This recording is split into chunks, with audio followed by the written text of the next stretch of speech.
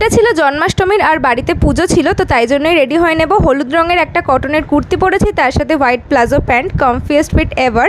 আজকে অন্য কিছু বলার আগে প্রথমে একটা নাম মেনশন করে নিই। তানিয়া আমার আগের ভিডিওতে কমেন্ট করেছিলে, অনেক অনেক থ্যাংক ইউ তোমাকে। Keep supporting and take a lot of love. তো প্রথমে সানস্ক্রিন মেখে নিয়ে একটু কনসিলার অ্যাপ্লাই করে কম্প্যাক্ট দিয়ে সেটাকে সেট করে নেব। আইব্রোটাকেও সেট করে নিয়েছি মাস্কারা দিয়ে। লিপেন চিকটিন মাখবো আজকে অনেক দিন পরে, যাতে করে একটু ফ্রেশ ফ্রেশ দেখায়।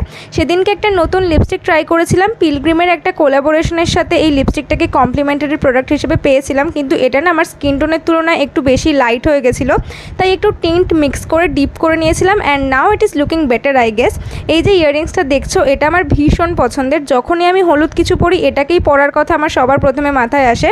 একটা ছোট্ট ক্লাচার দিয়ে হাফ পনিটেল বানিয়ে নিয়েছি, আর সাদা আর হলুদ রঙের দুটো চুড়ি পরে নেব। And I am done. বাড়িতে এর থেকে বেশি আর কী বা সাজবো। তোমরা জানিও তোমাদের জন্মাষ্টমী কেমন কাটলো, আর সাবস্ক্রাইব করতে ভুলো না।